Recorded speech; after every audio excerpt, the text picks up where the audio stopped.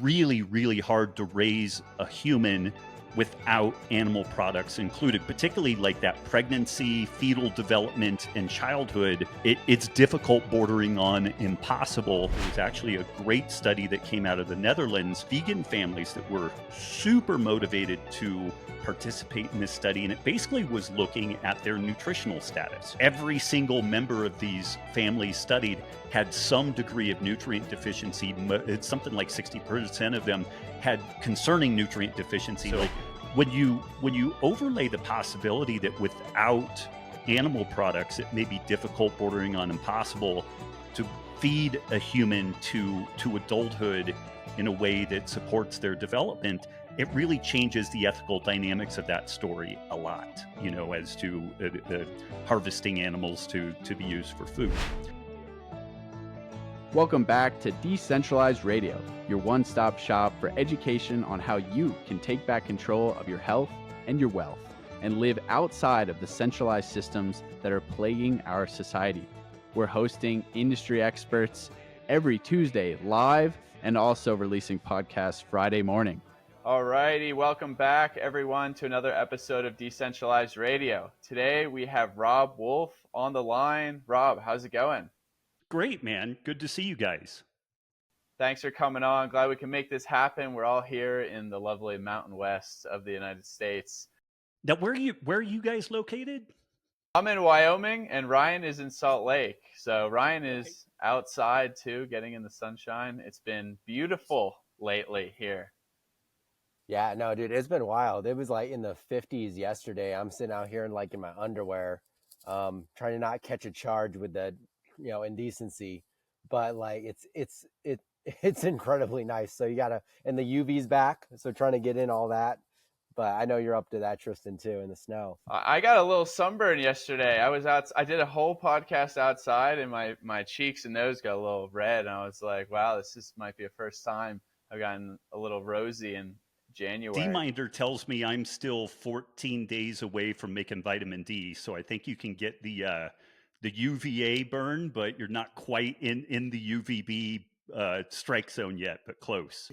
Exactly. Well, I was down in Colorado, and I think it may have been just like the first day of UVB. I think Wyoming here, we're like 6 days away. So I'm like counting down. We've nice. made it. We made it past, but it's it's fun. Yeah. Awesome. Well, for those who don't know Robb, he is one of the big proponents of the Paleo movement, author, Wired to Eat, Paleo Solution, Sacred Cow. He wrote with Diana Rogers, which to me was such a massive inspiration to get into the education discussing the regenerative agriculture movement. And then you host the Healthy Rebellion podcast as well, right? Yep. I do that with my wife. Yeah.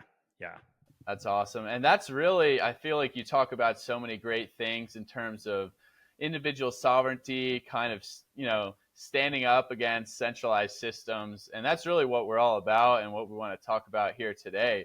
But maybe we start with kind of the food system, Sacred Cow. So what was your inspiration behind, teaming up with Diana? How did that kind of come to fruition and realize, this is kind of a big thing to get out there, because it was a bit different from, the hardcore, paleo, just nutrition movement. It was more so at an entire system level. Like, we need to start educating on actually the solution, and everything that's out there is kind of just nonsense. Man, that's a great question. I don't know if my answer is going to be as good as the question, but it was around 2001, 2002. This was back when people of different socio-political persuasions still talked to each other and could still be friends. So I had this guy. I've always been pretty libertarian leaning in my head. I've always seen myself as this left of center libertarian. I thought that 9/11, there was some really hanky stuff with that, not the least of which was our response to it. And so I remember being called anti-American for, saying that maybe we shouldn't go into Iraq and some things like that. But I had a friend who's a really hardcore vegan, Great dude. And we would go out to lunch and just like bicker like a married couple that had been together for like 50 years, you know, and we would talk about all this stuff. And he was leaning into this idea. This was really before climate change was as front and center of an issue as what it is today, but he would really lean into this idea around like the inefficiency of raising animals, specifically cattle. I was like, you do understand that they spend 70 to 80% of their life on grass and could spend largely all of their life on grass if we chose to do that. And then even in this like finishing feedlot kind of scenario, a lot of what goes into the finish are things like grain mash, like after you make ethanol, whether it's industrial ethanol, beer, wine, what have you, and you do this nutrient upcycling. If you want a vegan derived food, uh, uh, crop system, what would it hurt to have cattle go through and eat the crop residue after you harvest and whatnot? And so I just did some very back of the envelope kind of calculations around that, and it seemed really thermodynamically efficient to take sunlight, grass, grazing animals, which are amazing at nutrient upcycling. They're these, four-stomached animals that just like suck every little bit of nutrition out of the food that they get access to.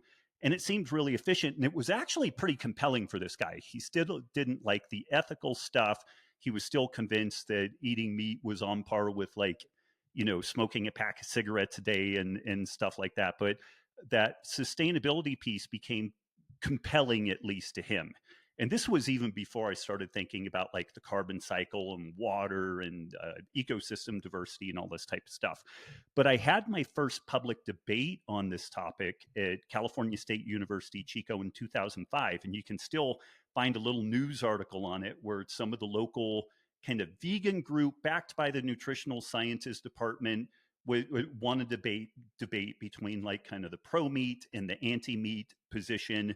And it's always these three topics: the health, environmental, and ethical considerations of a meat inclusive food system. And so, again, with regards to grazing animals, I really made what I feel like is a pretty compelling case around the thermodynamic efficiency. And thermodynamics is just the energy that goes in and out of a system.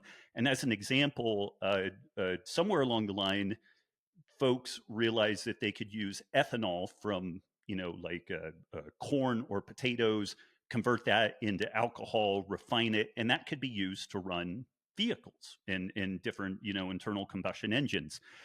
The problem with that is it takes more energy to make it than what you get out of it. It's a thermodynamic boondoggle, and it only exists due to farm subsidies and all kinds of other kind of shenanigans. So that really isn't a net win. It's not a favorable kind of scenario.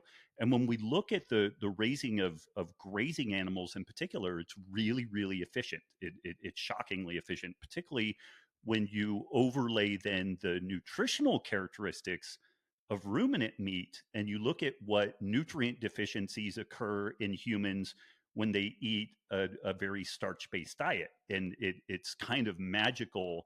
The iron, the zinc, B vitamins, essential fatty acids are pretty rich in ruminant meat and largely deficient in anything outside of animal products. So I've been noodling on this stuff for a long, long time. As far back as 2010, Diana Rogers really wanted to do a book at least, and also wanted to do a film. And I really wanted to do this stuff, but it was just so early. Like then we had this kind of burgeoning paleo diet movement. I published my first book in 2010, The Paleo Solution. And that was the first book to establish kind of the paleo diet genre. Like before that book, there wasn't a paleo diet section in the bookstore, and so it was really, really early. And it wasn't until about 2016 that I felt like there was a big enough audience that cared enough about this topic to really start working on it. So Diana and I started pretty in earnest 2016, 2017 to outline this book and think about fundraising and developing the process for a film that would again discuss the health, environmental, and ethical considerations of a meat inclusive food system. And you really have to address all of those things. You can't really go after this in a one-off approach, mainly because you start playing this thing that I call vegan whack-a-mole. Like if you sit down to have a discussion about the health topics, you can address the health topics of eating animal products, and then folks will shift it to the ethical considerations and also the environmental considerations. So you really do need a holistic approach to this. And just as an aside, it changes the ethical considerations of a food system if it's true, and we made this case in the book and the film, that it's really, really hard to raise a human without animal products included, particularly like that pregnancy, fetal development, and childhood. um, it's difficult, bordering on impossible. And that's even if you live in a Western developed society where you have access to all of the, you know, uh, uh, vegan derived kelp oil that's got EPA and DHA in it, and you've got B vitamins and everything. For somebody in a developing country, or they're comparatively poor and maybe not nutritionally sophisticated, it's really difficult to pull that off. There was actually a great study that came out of the Netherlands where they had families, vegan families, that were super motivated to participate in this study. And it basically was looking at their nutritional status from the parents to the children. And the average education was a master's degree in these families. The average income was about $200,000 a year, and things are more expensive in the Netherlands. So, I mean, it doesn't rank out quite the same way that it does in the United States.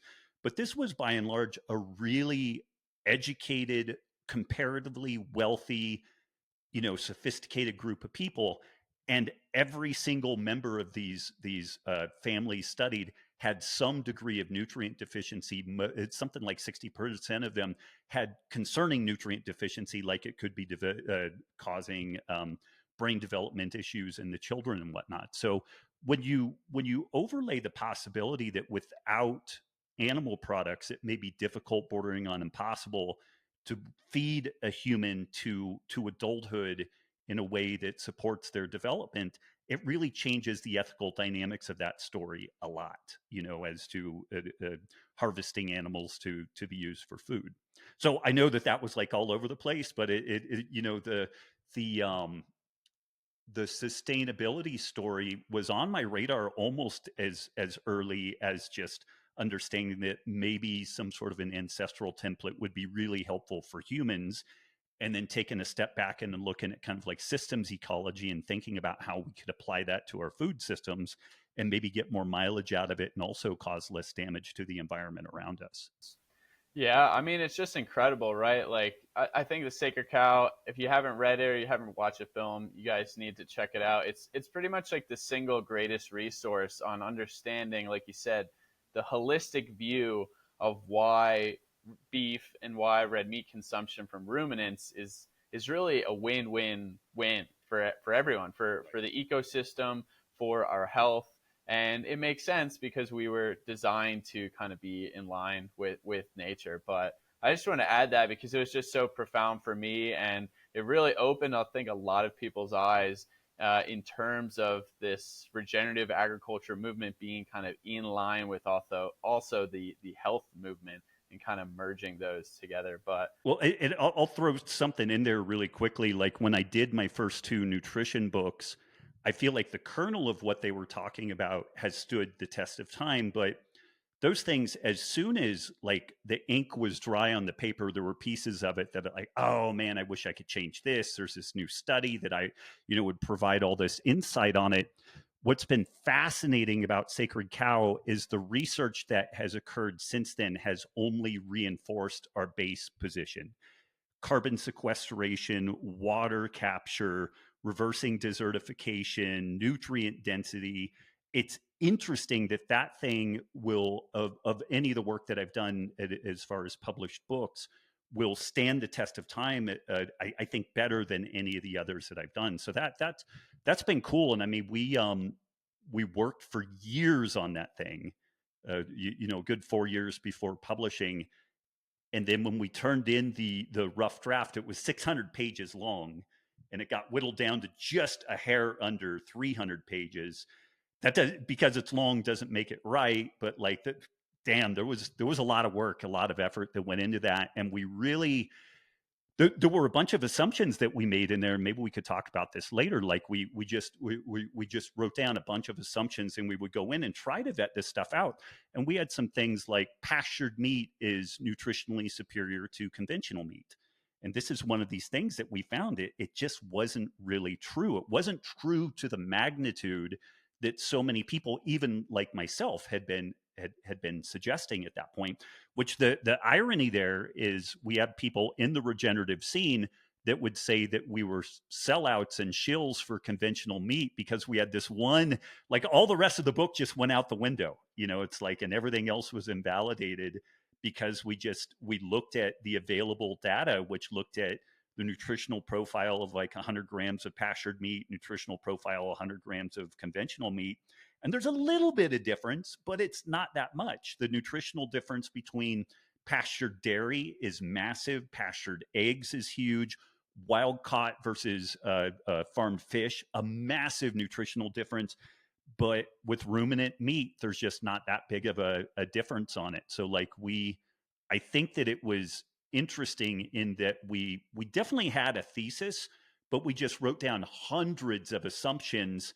And not only did we go in and vet that stuff out, we had a couple of independent researchers that we paid, and we just gave them these lists of assumptions, and we gave them no prompts other than, you go vet this out and tell us what you find on this. So we also tried to do some third-party validation on the work that we did before even publishing it, before even including it in the book, so that it's easy to be blinded by your own bullshit, and we really wanted to make sure that we weren't doing that. We wanted this to be as credible and accurate as we could. Sorry. This podcast is brought to you by our lead sponsor, EMRtek. EMRtek manufactures high-quality, high-powered red light therapy devices. In my opinion, red and infrared light are two of the biggest nutrient deficiencies in our modern society due to our indoor lifestyles. Red light therapy devices, like the ones from EMRtek, can help combat that by providing high-powered red light while being indoors. I personally use mine every morning and every evening. Red and near infrared light is extremely beneficial for energy production in our body because it boosts mitochondrial function and penetrates deep into the cell. It is also extremely beneficial for skin health, eye health, as well as our circadian rhythms. And this is actually pretty much why I bought everyone in my family an EMRtek red light therapy device for Christmas. EMRtek panels are low flicker, low EMF, and use targeted wavelengths such as 830 and 630 nanometers, amongst others, to get extremely effective results. For more information, go to emrtek.com and use our code DRadio10 for 10% off your order. That's emrtek.com with our code DRadio, DRADIO 10 to save at checkout. No, that was great, because it actually sort of leads into the question I had next. And one thing I'll say on that is, we interviewed Stefan Van Fleet pretty early on in our podcast. He was one of our first 10 episodes. And he was, and this is where and I'm sure you've known this in the research that's been coming out over the years since you published your first books, is that it can be very variable depending on the exact pasture that things are grazing on.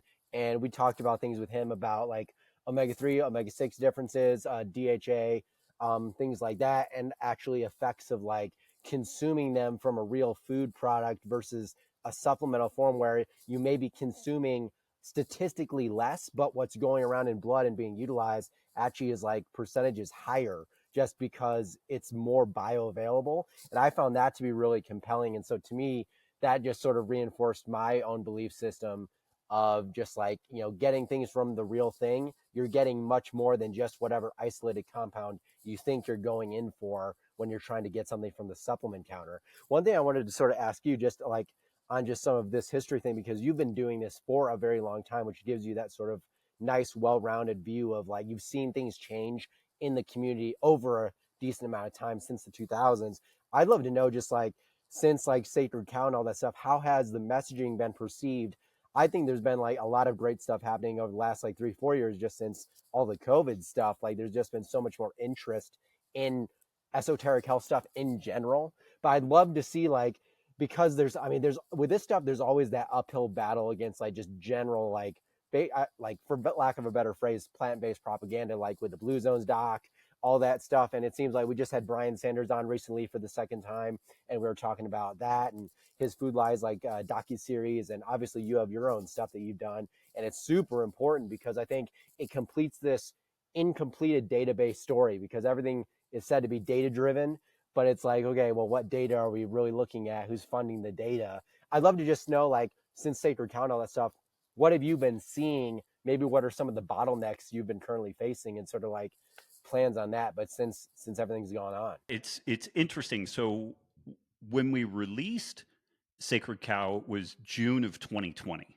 So the world was an absolute shit show. Like we were in I'd like to say the height of COVID paranoia and you know, dystopian kind of scenario, but I think we hit multiple like high points when you're like, oh, this is as fucked up as it could be. It's like, oh, hold my beer, you know. But it was at a rough time. We had all this social upheaval. People were ranging from like the World Health Organization, World Economic Forum on down, trying to connect like COVID and climate change, you know, because zoonotic, transmission of diseases, even though there was absolutely no support of that idea. So, I mean, fuck, it was like the stiffest headwinds you could imagine when we released the book. It was interesting because so just as a little bit of background, like the Sacred Cow film, Diana had huge interest from Netflix for Netflix making it a Netflix original. And she got literally to the 11th hour, was in this meeting. Everybody in the room was super excited. They thought this was going to be an amazing project. And it was literally this kind of deal where like a phone rings, a guy picks up the phone, his face changes, and he was like, I'm sorry, we can't do this thing. Like somebody from up on high finally got wind of this thing and shut it all down. And when we were leaning on Amazon so hard, and I've had 2 New York Times bestselling books, Diana's books have sold well. So we were really leaning on Amazon hard to have books in stock, and they refused to do it. And some of that is the claim that they were reserving space, like allocation for more essential goods during COVID, which I kind of buy on the one hand, but there were a bunch of other books that sold like crazy during that time that were all kind of like plant-based and vegan based and whatnot. But the long and short is to make the New York Times bestseller list, they count, usually you release on a Tuesday and they count all of the books all the way through the next Sunday. The Monday before that Tuesday, Amazon posted a notice that they were out of our book. Like our pre-sales had sold out of the book. So there was absolutely no way that we were going to make it into that bestsellers list on that go around. And it creates this slipstream when you make the bestseller list, because you get more advertising, people start writing more stories about you and everything.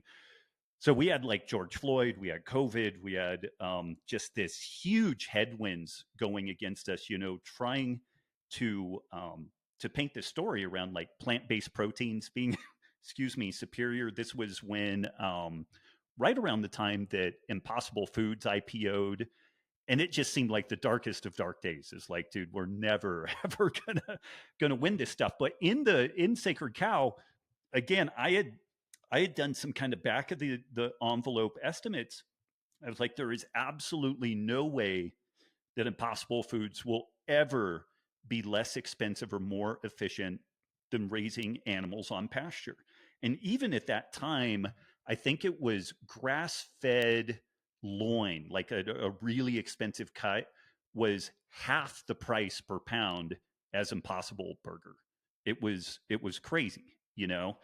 And so, even though it seemed really dark and difficult at that time, I knew that the thermodynamics, like the engineering behind this stuff, was not sound. And over time, like we've seen that the stock price of Impossible Foods has absolutely cratered. All of these plant-based foods that have spun up and IPO'd and then subsequently crashed. And I actually I bet against them. I'm not good at that stuff, and it's an easy way to get cleaned out. But I shorted some of the Impossible Foods. It was a super hairy thing, because if you fuck that up, you can you can get absolutely cleaned out. But I was just like, I know this is going to work. And I did it. It's the one time. It's kind of like the one time that you go into a casino and put like $1,000 on the pass line of like roulette or something, and you win, and you're like, okay, I'm done, I'm out. But I knew that that stuff was right. And it's just been, as time has gone on, like we had a study that made the case that whether you put grass through the digestive tract of a cow, or the grass grows and then it decomposes in the environment, it's exactly the same methane and carbon footprint. They're identical. There's no difference, because it's part of a carbon cycle, which was all the case that we were trying to make within the whole sacred cow kind of structure. So we've had a number of things like that, where these claims about methane release, carbon footprint, and whatnot, and just also economics and scale, we were really right about our position that an animal centric model worked better. And you know that there were and then we, like, we've had even more examples of people reversing desertification, using grazing animals to go into areas that have transitioned into desert, and properly grazing animals in those places, and actually reversing the desertification process and getting perennial grasslands growing. So we've had a lot of wins since then. And I think that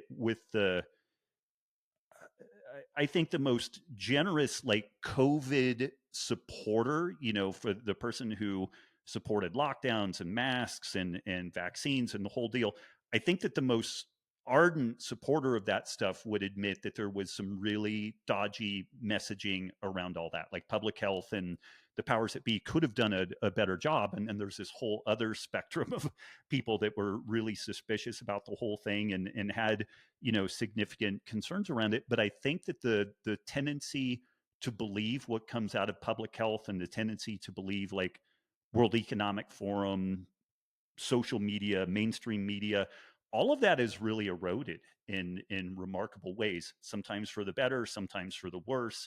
Living in a post-truth environment is a difficult place to keep a society together. So I think there's some, real challenges there. But we I wasn't sure that we were going to turn the corner and kind of win this fight in June of 2020, because everything felt stacked against us. But I think that this is also where, if you understand the engineering of a system, and you understand what are the inputs, what are the outputs, it doesn't matter what all of the it, not to turn this into, into a big political commentary, but communism was put forward as like this big win,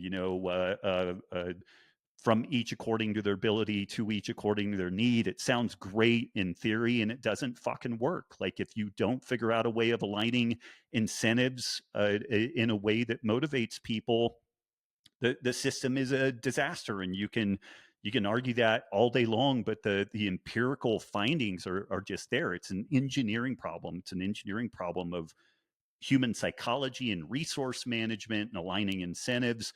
And it plays out the same way again and again and again. And the darkest days of, like, 1960 Soviet Republic, like, I'm sure that people thought that it was never going to be a better day for them, but eventually that system failed, and it collapsed under the weight of its own, inefficiencies, and better things have emerged since then. And I think that there's a parallel story there, that it doesn't matter how much the WEF, WHO, media, social media push this narrative around the dangers of an animal centric food system, it's still wrong.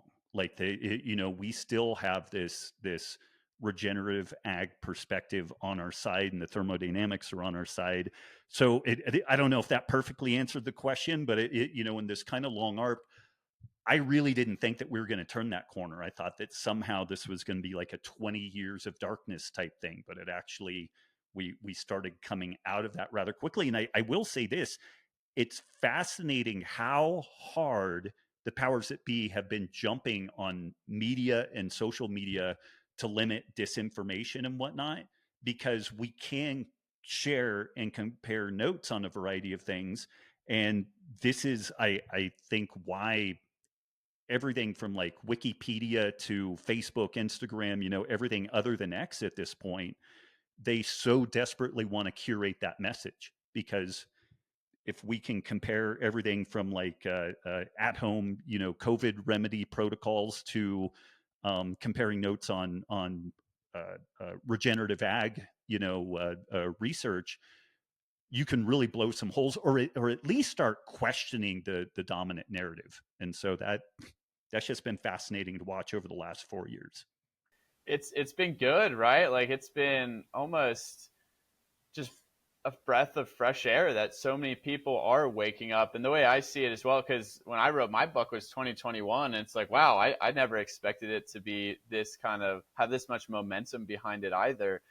But it's almost like the truth resonates if there's a medium for that truth to resonate through. It's like you only need like one channel, and Twitter X has become a big one, but just the internet, the availability of information.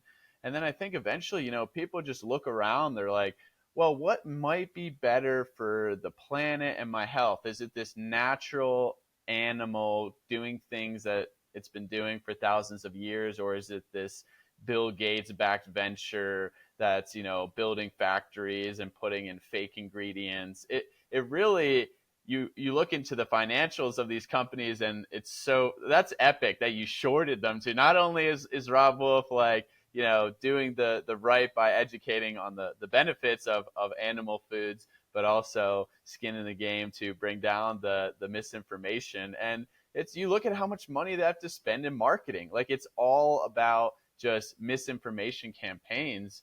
And maybe what I wanted to ask you is, why do you think the narrative is so strong in this opposite direction?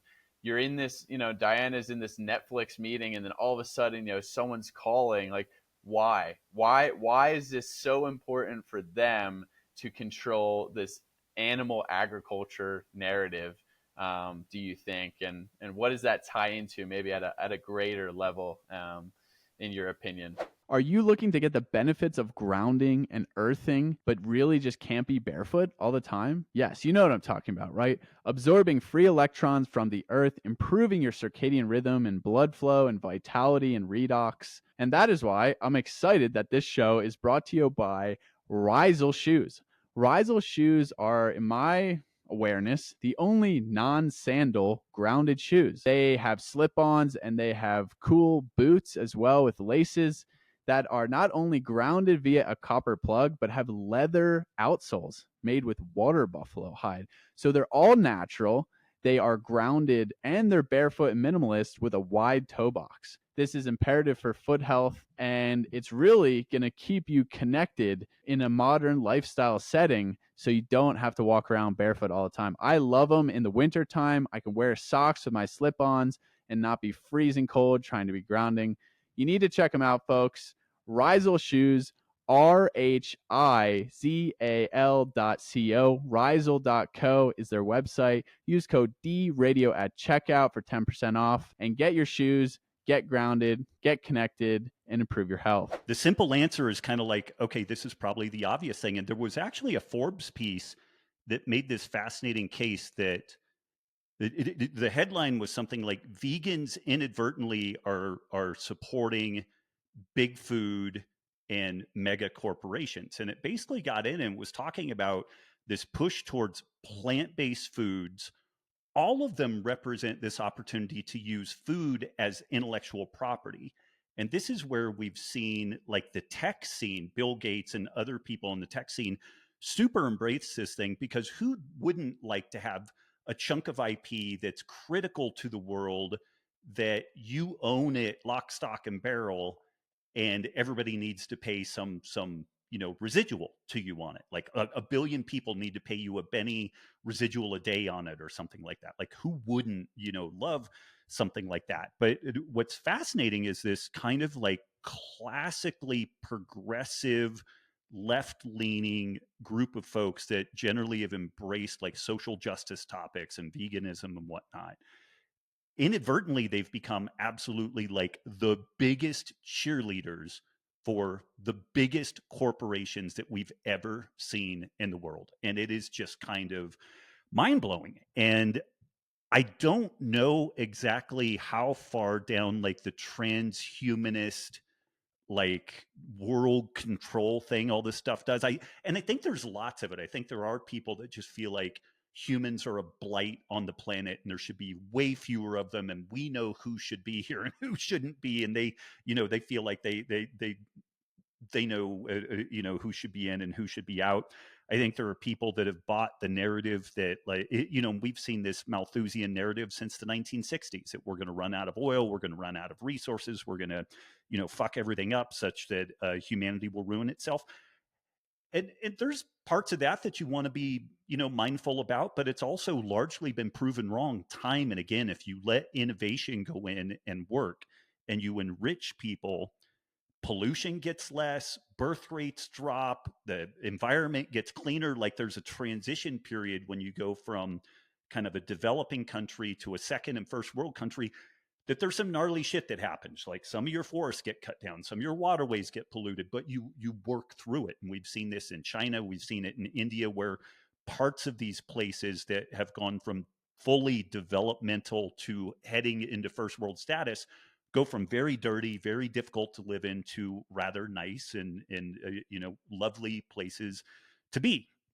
And I think that we have that possibility for the whole world. But there is this cadre of people that want to make all the money. Like there's that Klaus Schwab, like you will own nothing and you'll be happy with it. And this is that I think legitimately they want you to rent your clothes, to rent everything, that there's no ownership of anything, because then you're just as it is right now, like in the United States, you never really own a piece of land because you still have to pay property taxes on it. Otherwise, the government will come at force and take it away from you. But it's a brilliant business model in a way. Like, why sell a shirt to somebody when you can lease it to them?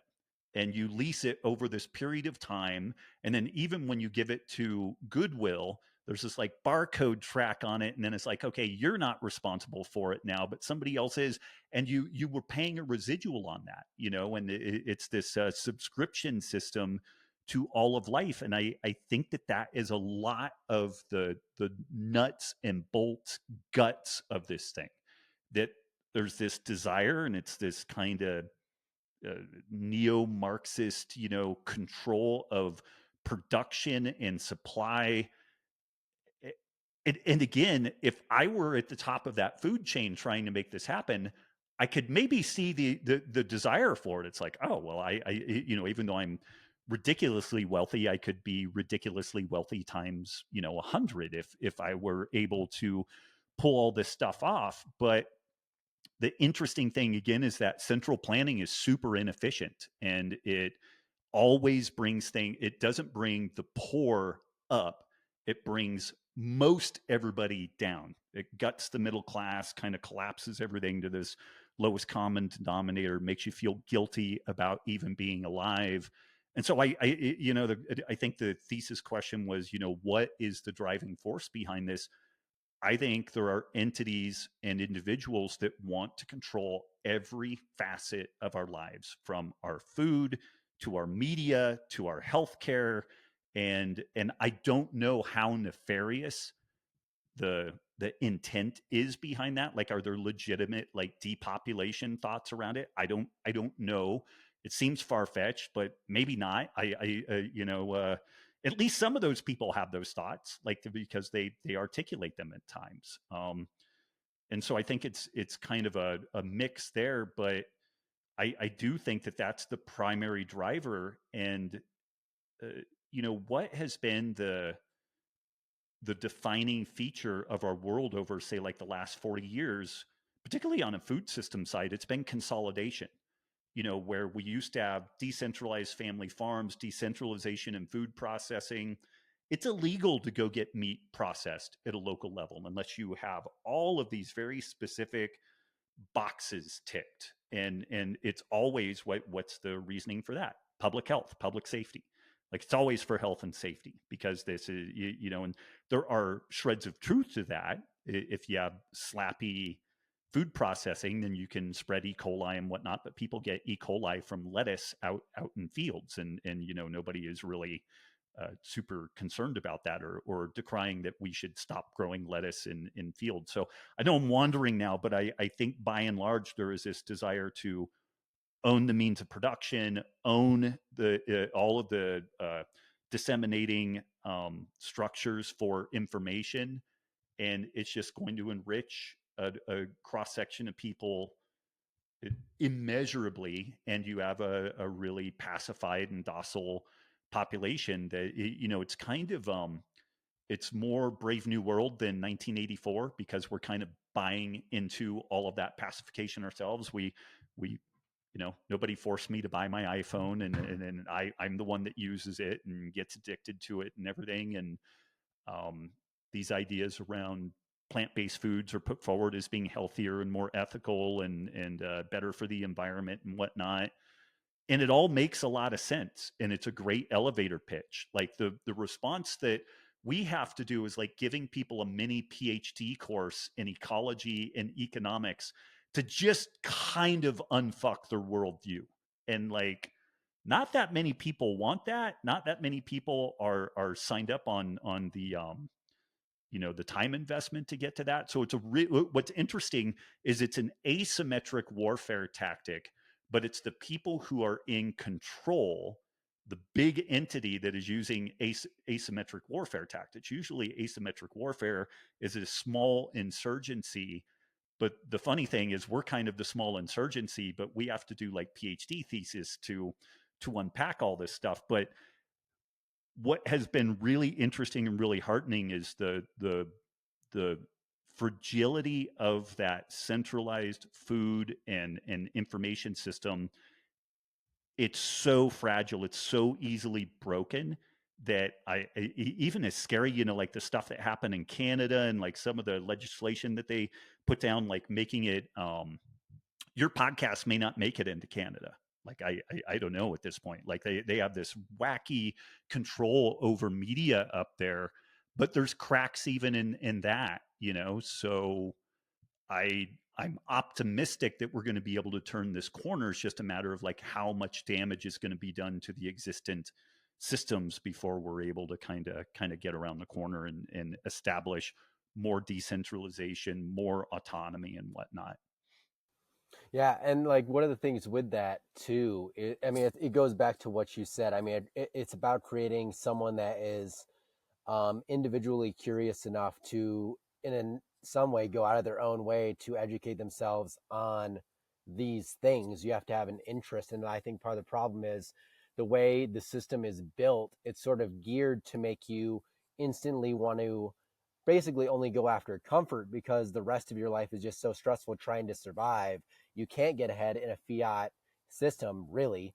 And I've seen this firsthand just with like my girlfriend's family, like people in my family, people wanting to quote own a house, blah blah blah, and that's just like even just scratching the surface on like what the real problems are. And it goes back to like what you said with the food system. It's like the more centralized it's become, putting pretty much the entire realm of control in like handful of processing plants companies, and then one goes down, the system. And we saw this happen during COVID, like with just like one plant goes down, it's just gonzo. And we had the honor of touring one of AJ Richards' facilities he used to manage up in northern Wyoming.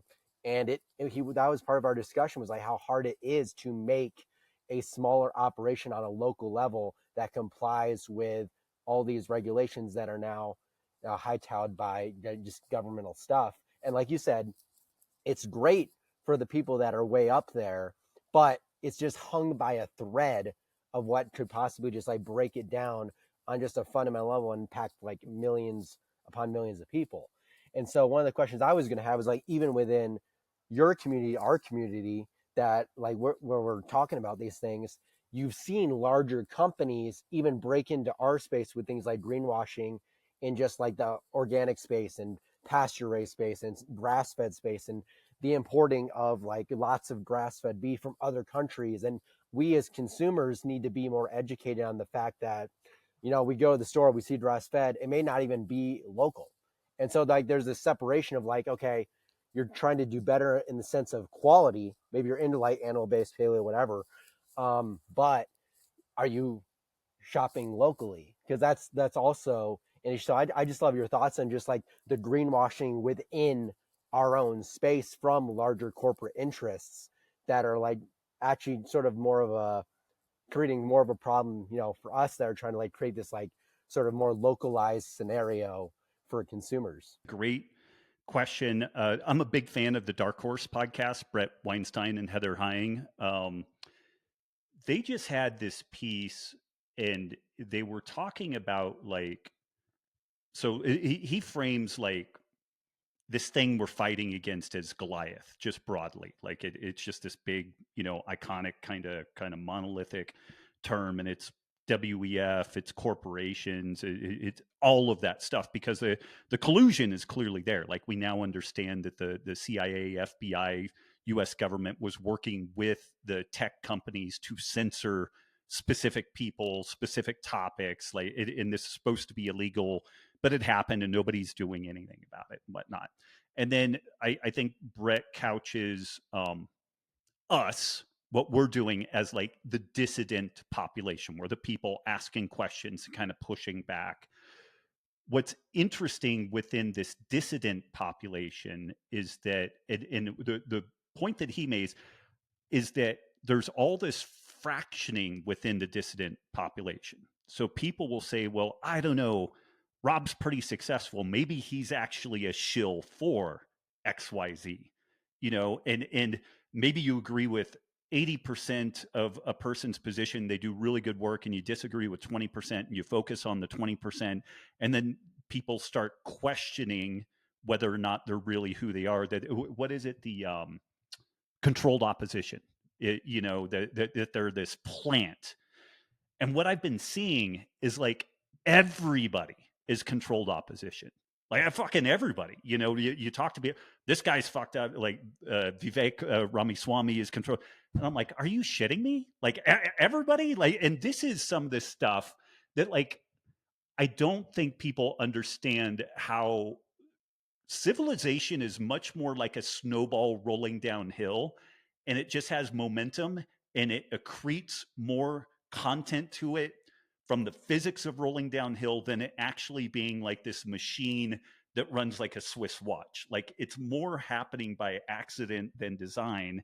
And although I do think that there are controlled opposition points in this, which circles back around to your question and your point, I do think big corporations look at different places where they can inject questions into this.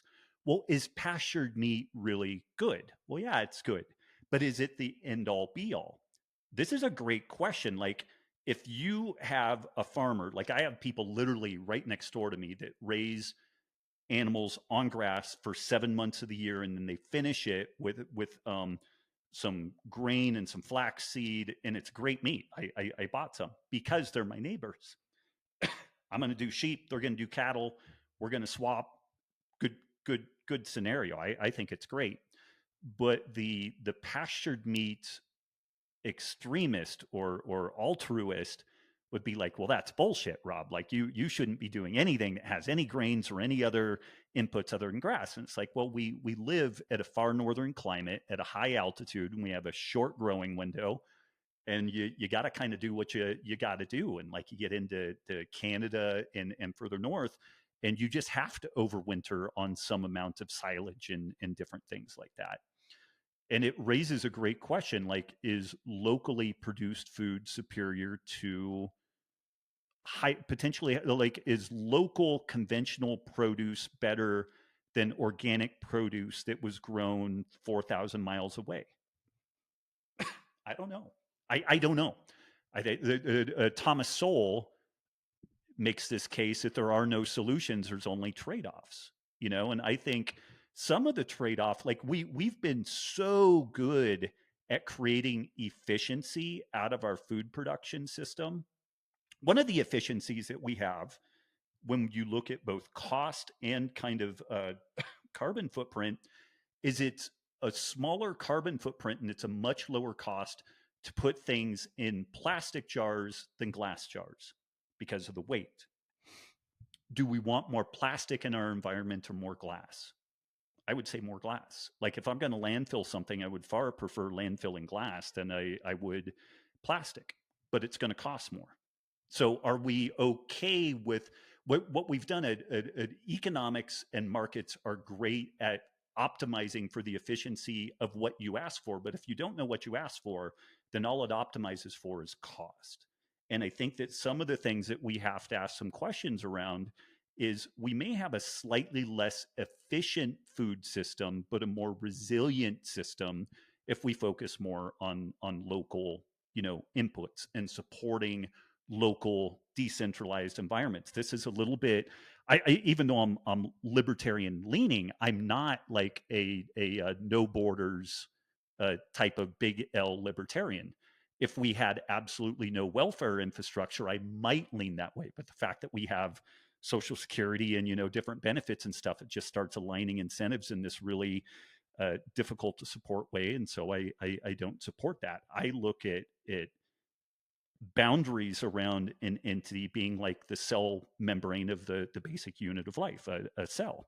And a cell is a semi-permeable membrane. It's defined by a semi-permeable membrane. It lets certain things in, letting certain things out on a certain cadence. And I see that really replicable to our food system story.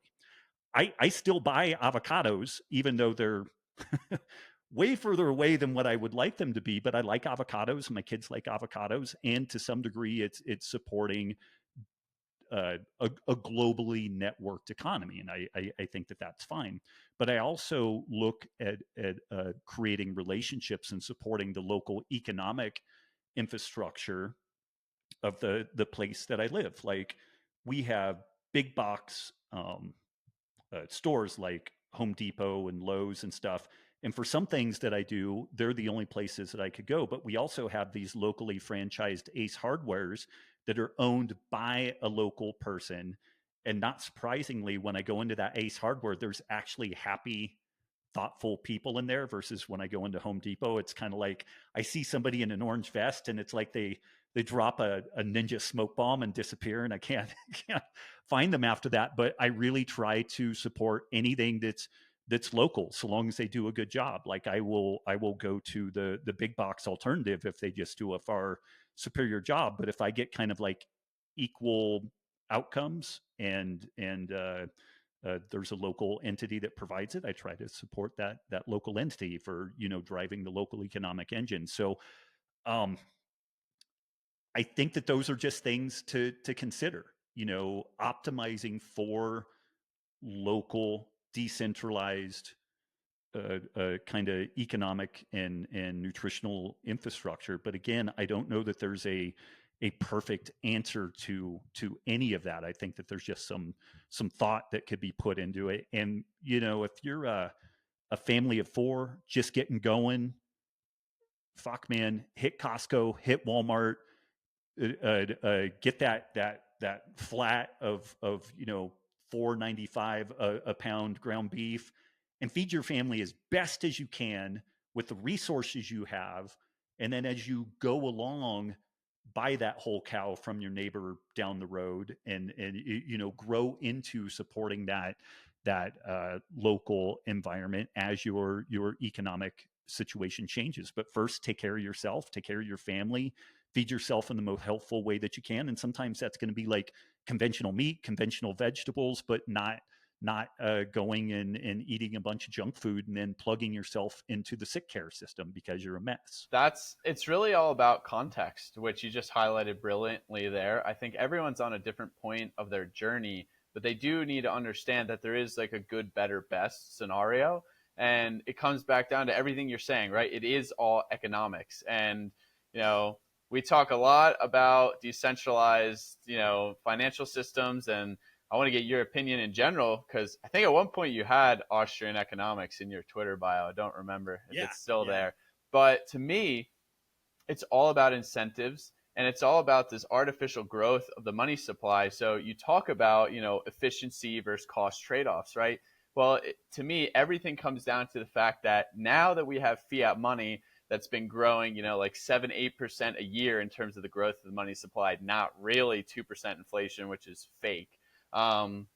Companies have to do this. They have to increase they have to keep up, right? So they have to decrease the quality of their products, and they have to increase their efficiencies across the board. And that's why we have, such a global economies of scale centralized system, is because of the fiat backbone of the monetary supply. So to me, really the biggest way to get improvements is to get back to a more low time preference mindset.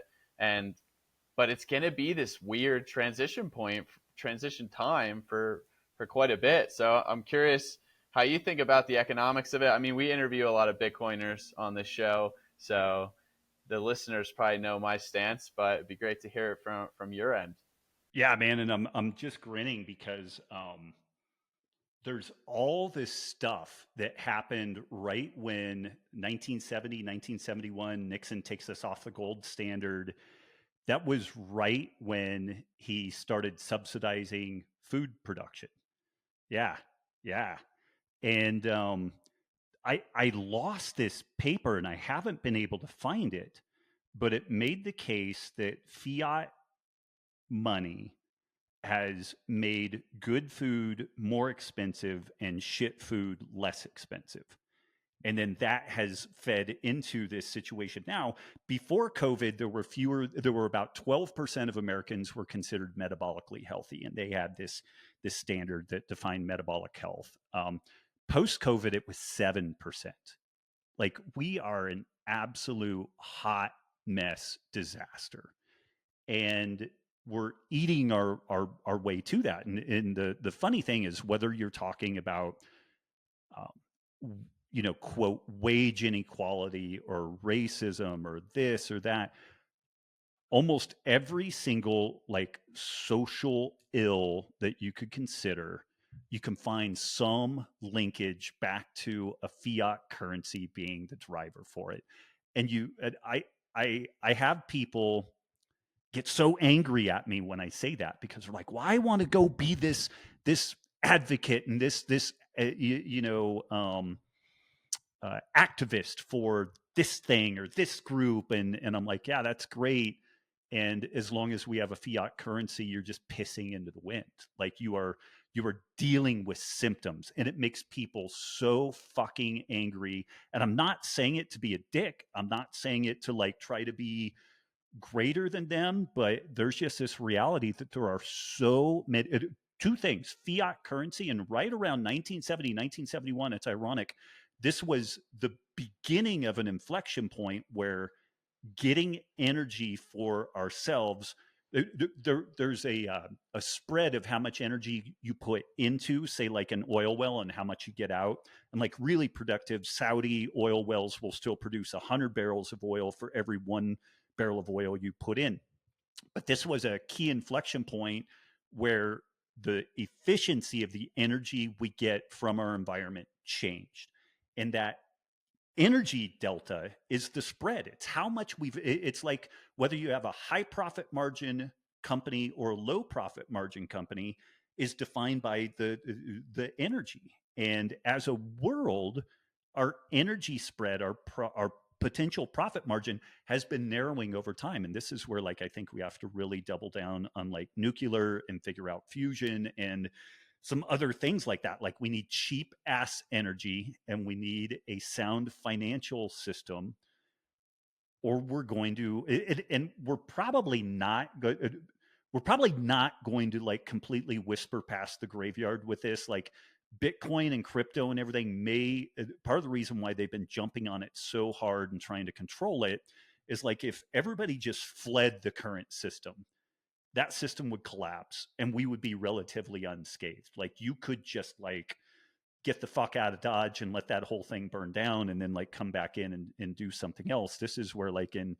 Zimbabwe during their hyperinflationary period, they actually commissioned people to handwrite script, and only a certain amount of script, because the inflation and the shenanigans with that were less than the Zimbabwe government stuff where they had like $1 trillion notes and stuff like that. So again, I know I'm bouncing all over the place, but man, you're bang on with this. Is a broken financial system. It it could really be our undoing. Like it could collapse society in this way that is just epic. And this is where like a bunch of the BRICS nations, Brazil, Russia, India, China, South Africa, and others are really trying to figure out how to decouple from the dollar, how to get out of the dollar, and not to like drive this thing off a complete social political cliff, but at the beginning of the Ukraine war, the United States froze a bunch of Russian assets, and this has never really been done in a context like this. And what that did, predictably, is it lit a fire under people to get out of the dollar even more vigorously than what they had been doing before. Because if they ever find themselves in like a loggerheads with the United States government, they don't know if the government is just going to freeze this dollar held assets that these people have, whether it's like Korea or China or what have you. And so it's hastening this flight from the dollar. And at a minimum, if the dollar were to lose reserve currency status, like really like optimistic estimates are that everything in our lives would double in cost overnight. And that's assuming that there's not then hyperinflation on the back end of that. But just literally everything in real dollar terms would double, because if we lose that reserve currency status, we're no longer offshoring inflation to the rest of the world. We take all of that brunt. And I don't know if you guys have read this book, but it's The Mandibles. It's by this author, Lionel Shriver. It's a near future story about the U.S. losing reserve currency status, and it is both hilarious and like terrifying, because it's a better economics course than what most people graduate with an econ degree. You know, just describing what happens in the world with this. It is a great read. I started reading it right at the beginning of COVID, which probably wasn't a great idea because I was seeing the world burn down in real time and then read about it at night. So that was not a great idea. But again, I think that this is where like what you guys are doing is so valuable, because people really need to think about like whatever money you're getting in within the fiat system, you got to put some thought towards protecting it uh, from the inflationary and potential collapse, story. And until something new gets spun up, you're always going to have some amount of fiat script to be able to interface with the current system. But I saw this guy, Wall Street Silver, I think is his handle, but he said 20 years from now, people who are in real estate are going to look back and be like, why the fuck did I buy land when I could have bought Bitcoin? Because he was tracking like the Bitcoin, appreciation over time and value over time versus real estate. And real estate historically has been generally this pretty good place to park some money, particularly if you can develop it or do some different things. But if any of this stuff goes remotely the direction that we all think it's going to go, being in some amount of like Bitcoin, Ethereum, NFTs, and probably a diversified, pot of those things is probably going to be really smart. And maybe it all goes to shit. Maybe it all goes up in flames. But what we're sitting on in our bank account right now is going up in flames. It's just a slower burn, If you're a health conscious food consumer who's also very active, you know how big of a struggle it is to find a bar that is both convenient and nutrient dense. That's why I was so excited when I discovered the Alpa Bar. The Alpa Bar is a meat based bar that contains only simple ingredients: 100% grass fed beef, tallow, and honey, and is both nutrient dense and convenient, and packs a caloric punch of over 300 calories. For me, this was a game changer and is now the go to snack and fuel source I use when I'm hiking, camping, hunting, skiing, or doing anything in the outdoors and I don't have the resources to cook a full meal. The Alpa Bar is made proudly in Colorado and only uses locally sourced meat. JJ, and Rob are also extremely based and accept Bitcoin for payment. I highly recommend you check out the Alpha Bar for any time you need a nutrient dense and convenient snack on the go. Check them out at eatalpa.com and use code DRadio5 at checkout to get a 5% discount.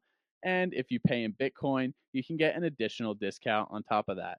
That's eataupa.com and use code DRadio5 at checkout. It really all comes back to money. I mean, at the end of the day, that's what runs the world. And so I tell people it's never been more important than to kind of understand the value of getting educated and then taking control of your health and your wealth, right? Because I mean, those are the two biggest things. And you said that earlier, right?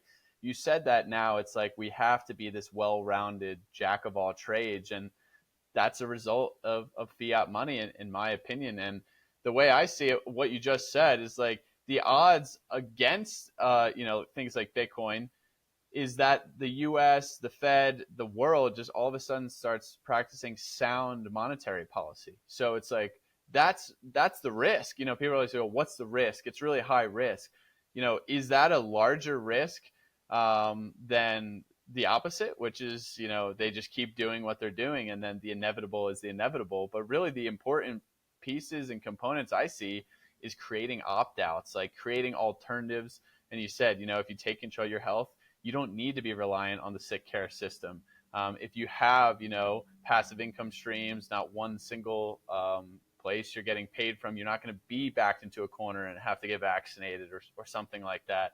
And then you also potentially could be completely outside of the financial system if you have decentralized forms of money or gold or real estate, traditional safe haven appreciating asset. But is real estate, you know, going to appreciate more than Bitcoin if they start printing money again? I mean, I know my thoughts around that. So it's just fascinating, but it comes back to, that's to me the reason why fiat food system exists. It's the reason why we haven't even innovated a bunch on like the technology front. You mentioned nuclear, like we've had nuclear subs for 60 years, and that, you know, what have we done with this technology? Nothing, because it's just been blunted by the fiat monetary system, I think. And it's a tragedy, but now we have this opportunity to kind of escape the system, and then we're going to be in this weird transition period for 2 to 4 decades, 2 to 5 decades. I don't know, but it's exciting to me.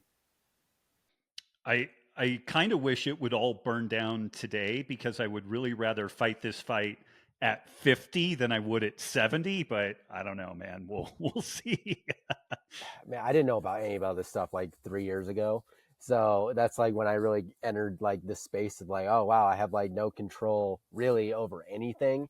And that's sort of like the perception that I think is wanted to be given to just like the generic public, is this idea of control, when really, like, if you sort of lean on the system as it is, you have very little control over what you can do. And then, like, if, like you said, you're leaning on everything that's just like in your bank account or like standard like stock market stuff, it's like you're apt to be like completely screwed on like one flip of the switch. Like if we lose reserve currency, which if you just look at like the state of history on like reserve currencies in general, or the idea of that throughout history, like Tristan wrote about this in his book a lot.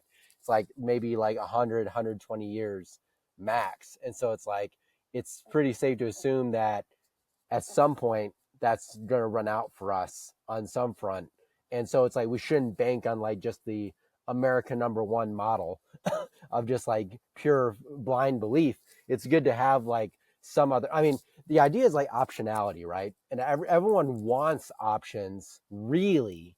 It's just like you said, it's, I get this from my dad all the time about the idea of Bitcoin. It's like, oh, like Tristan said, it's risky, or like the risk, but it's like, they just don't know what they don't know. And so what you don't know scares you. And so the best thing anyone could do is educate themselves, like listen to podcasts like this, like read your books, like do things like that, and like make the decisions for yourselves. I mean, that's like the biggest thing that I think is lacking in general society, is just like people making actually their own decisions, not a decision that's completely based on really someone else's like propagandic like position that they're trying to entice you with. Like if you really look at the face of it, like how many decisions do you make are actually your own decision or made based on impulse, fear, or someone else's opinion that you hold value above your own? It's like very little. And that's sort of like what I realized about my own life, and things like that. So one of the questions I kind of want to get into with you is like this idea of like, we're kind of talking about self-sovereignty to some degree, is like, how can we improve that on an individual level to a degree that actually is meaningful? Because it's like, people think owning a house is like owning property, but if the city doesn't like what's on your front lawn, they take that stuff away. Or it's like, I mean, I think about it this way, like everywhere in this city is like HOAs. So it's like, I don't have like any control over like my lawn really, or like any of this stuff. It's like, what do you really own anyways? It's sort of just perceived ownership. Man, again, that like, it seems like a simple question, or maybe I'm just an idiot and can't drum up Well, no, a a simple lot of this answer, stuff but is it's open ended because it's like all of it. Like we're talking about so many like hypotheticals. It's just like we're looking at the trends. They're going this way. Um, Might as well be somewhat prepared in case of X, Y, Z, but it could be ABC. You know what I mean? yeah, no, it's critically important stuff you're raising here, and I think that some of it plugs into like a value system level. Like my wife and I have talked. We have 11 and 9-year-old daughters, and like, I'm the luckiest fucking guy in the world. I do work that I really enjoy. I feel like it's impacted people. Like, if I died today, if I got hit by a bus and I said my goodbyes to my family, like, one part of that would be like, I have some legacy, like my books and the work that I've done. I feel like have helped a lot of people. So like, I'm so lucky. Feel like I've helped a lot of people. So super fortunate in that regard.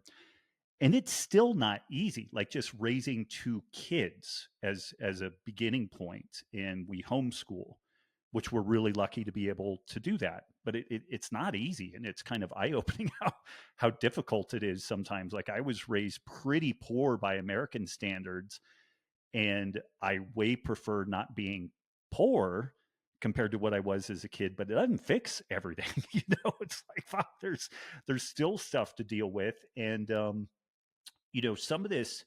So part of that is, it just like, my wife and I have been talking. We're like, what if you ate a really poor diet because you were just stressed the fuck out, and you have kind of a difficult job, and just society kind of pushes you that way? Because if you walk into work in your cubicle and you've got a big gulp and like some shitty like sandwich, French fry, potato chip mess, nobody bats an eye. But if you show up with like a salad or anything that looks like diet food, people start giving you shit. And so you're not feeding yourself well, you're not feeding your family well. Maybe it's perceived, you know time that some cultures move here, and eating processed food is a sign of success because it's more expensive than just cooking home cooked meals. Like, that's peasant food. So there's all kinds of interesting stuff with that. But what if you're in like a not rewarding line of work, and you're financially stressed, and you're raising kids, and the kids are in schools that are telling them that maybe they're a boy, maybe they're a girl, maybe there's something in between, and it just changes at the drop of a hat. And maybe if you don't sign off on them getting gender affirming care, then the state's going to take your kid away from you because you're not following through on medical shit with them. And how the fuck do you navigate all that? Like, and hopefully you have a decent relationship with your significant other. Maybe you don't. Maybe you're divorced. Maybe you're separated. Maybe you're a part-time single, parent swapping kids. It's just like, I have like the best life I could imagine. Like, I wouldn't trade my spot for like anybody that I know. Like, I really dig my existence, dig what I'm doing. And it's not always easy. Like, and then I imagine folks that don't have a good relationship, don't have like, I have health issues because I still have rheumatoid arthritis and gut issues, but I kind of know what to do to manage that. I wish it was better, but I'm able to manage it as best as I can. But I have like good blood sugar control and everything. I'm not on highs and lows with that. The ask to try to get people to do more is tough because like folks are just maxed out. And I think that that's kind of the design. And I don't know that it's like somebody sitting there, you know, like twisting their mustache, like, oh, if we fuck up our energy system and we fuck up our financial system, people will be so living at the margins that they won't have time to think. I don't know that it's planned like that, but I can guarantee you there are people that see that and they're like, man, I like a lot of what's going on there. Like people are so stressed the fuck out that they will never think of pushing back or asking questions because they don't have the bandwidth. They don't have the capacity. And so even and this is one of these funny things about people's perception of kind of libertarianism within my ethos with that, it means that if I'm doing well and somebody around me is struggling, it is beholden upon me to at least offer to help, you know, and within the parameters that they're okay with some help, and that help may be like taking them out for lunch and de-stressing them. It may be like offering to watch their kids so that they can have a night alone, you know, as a couple and just like decompress, or it may be like, hey man, have you thought about this Bitcoin thing? And maybe you should put 5% or 10% of whatever it is you get into that and just dollar cost average it because inflation, because this, because that. So I do think it's interesting that I think that it is on us if we're in a spot where we've got a little bit of spare capacity to reach out and try to help folks. Like that is the only thing that keeps me on social media because I'm so over that scene. It's so toxic and it's so bad, and there's just all these people that love fucking with you. But I will keep putting this stuff out, whether it's food systems or the little bit that we talk about crypto or homeschooling or what have you, and we'll get emails and folks are like, that really helped. Like that really helped clarify things. I've been thinking similar stuff, but I wasn't sure if I was just crazy. And so this helped, you know, this helped me just get some bases. So I think that that's it, man, is that, you know, like, what is the deal like on the airplane? Like put your mask on first before helping someone else. So like if your life is a disaster, take care of your life. And then as soon as you've got a little bit of bandwidth, a little bit of capacity, help someone, figure out somebody else to, you know, talk to about this and build some community. I think that that was so much of what we saw that was so damaging about COVID and the aftermath of COVID is that they did everything they could to isolate us, you know. And what's funny about that is they drove us indoors and we all could jump online. And then when we started comparing notes online, then they tried to control what we could talk about, how we could communicate online. Because when people start comparing notes and organizing, like a lot of truth gets sussed out, and people will start taking care of each other and whatnot. So that's my thought on that. Like we do have to, you know, continue doing our podcast, continue doing the writing. When somebody writes in with a question about this stuff, like give them the best dope that we've got on whatever that topic is, whatever it's health or just this idea of like self-sovereignty, having an idea for a rainy day. Like we've diversified into some Bitcoin, some broad crypto, a little bit of precious metals. I bought a shitload of flats of little 1 ounce booze containers, like a couple of thousand of those, because they last forever. And like if the shit hit the fan, and I'm like, I want a chicken, you want 2 or 3 of these things, because like full bottles of booze are kind of hard to break out, you know, but these little like airplane booze containers, like I bought a bunch of those. And so I've done a little bit of, you know, doomsday bunker shoring up. And now I'm good on that. I don't like fixate on that every day, but I've got some food. We're going to have animals this year, so that we're going to actually get the resiliency part of our lives going on the property that we're in here. We're going to have bees, chickens, probably some sheep, and then our neighbors have some other animals, and so we're building relationships with the people around us. and talking about all this stuff. And even if you live in an urban setting, I think that there are ways of just developing that resiliency, so that you've got a little bit of money squared away, a little bit of food squared away, and as much social capital as you can get, because that becomes critically important during a challenging time. Social capital is a great way to put it. I mean, it's community, right? And whether that community is in person or online, it's tremendously important because, again, it really is education that empowers us, and we can do what we can control in our lives. And the people who are so fixated on everything that's out of their control, they're not helping their mental health, they're not helping their physical health. But you can just do your best, and that's going to be a multi-year, decade perhaps progression from going to being a 9 to 5er to potentially, a self-sovereign individual raising their own food like you're about to start doing. Everyone's at a different point, but any way you can kind of move up in progression, whether it's your health or your wealth or how you source things, that's going to be an improvement. And I think it's tremendously important. It's why we do what we do, as we both said here. But I wanted to maybe round out as well. Just getting into, I think you turned 51 the other day. You're looking pretty 52. good. 52. Oh, got it wrong by a year. Looking pretty good, practicing what you preach. How do you think about holistic health at your age now? You said you moved to a different spot in Montana to get more sunlight.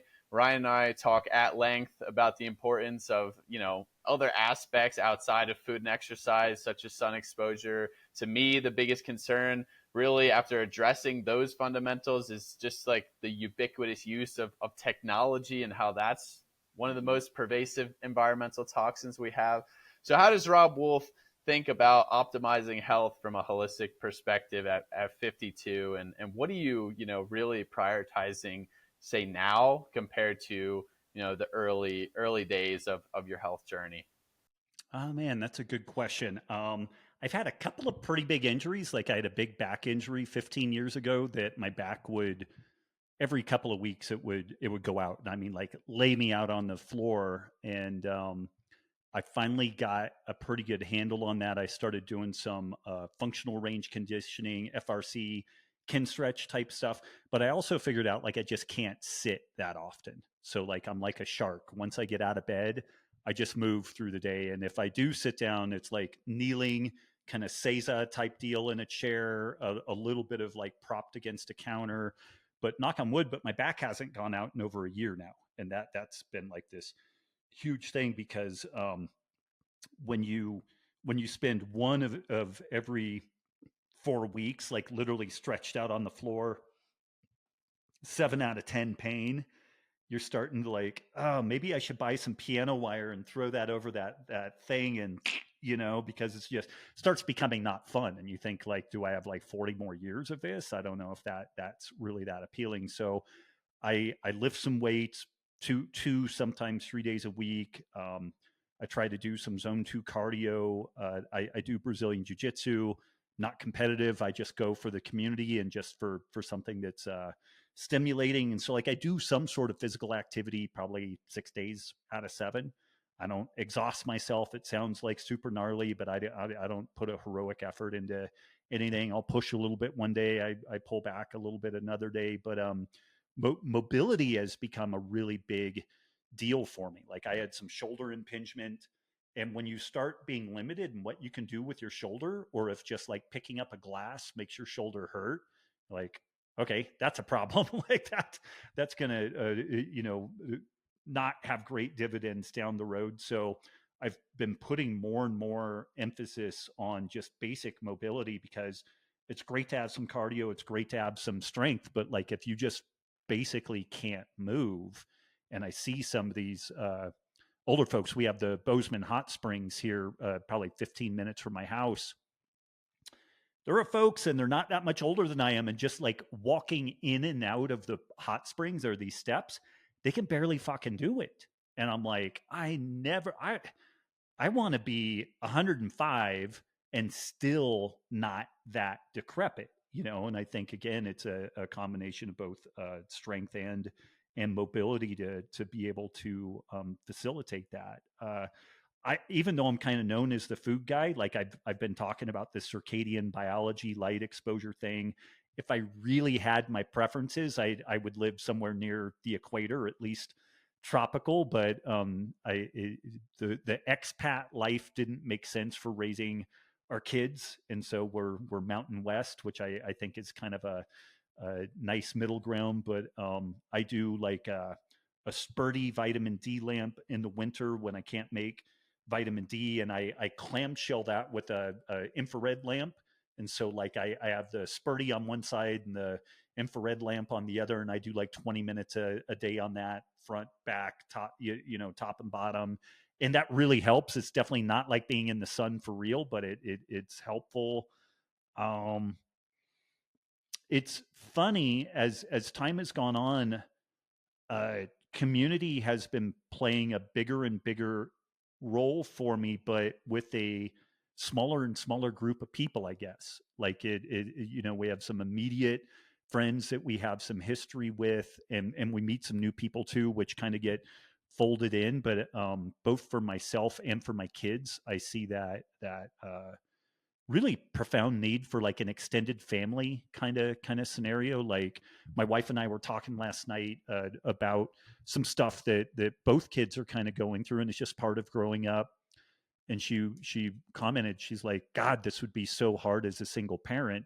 And I'm like, it would be terrible as a single parent, but I think that it's hard as parents because we don't have grandparents and aunts and uncles and cousins in this extended immediate family. Like those things can be challenging too because of the dynamics of family. But I think that there's just something magical about that extended family network, which can be real family or kind of virtual. You put it together. So I've been putting a much bigger emphasis on that, like extended family scene. Gosh, what else? Those are the biggies, and then also just trying to find some new things to learn how to do. I have very limited woodworking, crafting, welding type skills, but because we're on some acreage now and we're going to start having animals, I have a mobile chicken coop I have to build. I have like 4 bee boxes I have to build. I'm gonna have to build a permanent chicken coop before the next winter, and I suck as a woodworker. And so I'm just being, we've already ordered the chickens and the animals and everything. So like I'm on the hook. Like I have to do it. And it may end up looking like the jankiest piece of shit that you've ever seen, but like I have to get something ready before the animals arrive and before the next winter and all that stuff. And so that's been a something that I've put some pressure on myself where I need to learn some new things, and in particular, like a little bit of woodwork, a little bit of welding. I'm never likely to be a master at that stuff, and nobody is. You know how people who do woodworking or electrician or what, they always go into somebody's house and are like, "What idiot put this together?" Like that's going to be the commentary on my stuff. Nobody's ever going to go in and look at it and be like, "Wow, this was a real craftsman that did this." But I'm going to do the best job I can and get it done, and try to enjoy it and not hate my life in the process. But those are the biggies, man. I mean, I feel the same way. I was at my buddy's little mini homestead yesterday, and he has all these. He's like, I built this cold plunge, like I built that. I'm like, damn, I need to learn how to do that stuff because I'm going to buy some acreage too, probably in the next 2 to 4 years. But that's the best part about life is we know a lot about a lot of things, but there's always more things to learn, especially that sort of hands-on work that can bring you outside. Like I'm really craving, more physical outdoors work almost and less, in front of the screens. But it's incredible. And yeah, I think what's important, what you said as well, you don't have to kill yourself in the gym every day to be healthy or be so dialed in. It's really just the holistic picture. And especially as you age, I think that's important. But yeah, the hot springs are great, aren't they? We have them here in my town in Wyoming. And I'll tell you, in the wintertime, that's, the best way to stay outside a little bit longer. Yep. I love it. Well, Robb, thanks so much for coming on. This has been a pleasure. Hopefully we didn't lose anyone with too much discussion on political topics, but that's really what we do here. People know the fundamentals, they know the basics, but hearing your opinion on this stuff is really something I've been wanting to get into for quite some time. So I appreciate you sharing. And where can people find you? Anywhere you want to point them towards, definitely share. RobbWolf.com. You can find the podcast. I'm on social media, but I'm trying to post very, very little at this point. So at Das Robb Wolf is the Instagram handle, Robb Wolf for Twitter. But again, I've especially as there's a little hint of spring, like I'm going to try to be on there as little as humanly possible. But on the health front, our podcast, the Healthy Rebellion Radio, it's all Q&A. So like if folks have a question, they're curious about something, usually the Q&A feature is behind a paywall, but that's my main thing. So if you have you can check out some of the shows, Healthy Rebellion Radio, but if you have some questions, sleep, food, circadian biology, or homeschooling and some of this other stuff, like we do the best job that we can to tackle that and provide some value. I love that. That's so valuable for a resource to people. That's amazing. So thanks for all that you do. You've been very large inspiration for myself as well. So really appreciate you coming on, and thanks everyone for tuning in.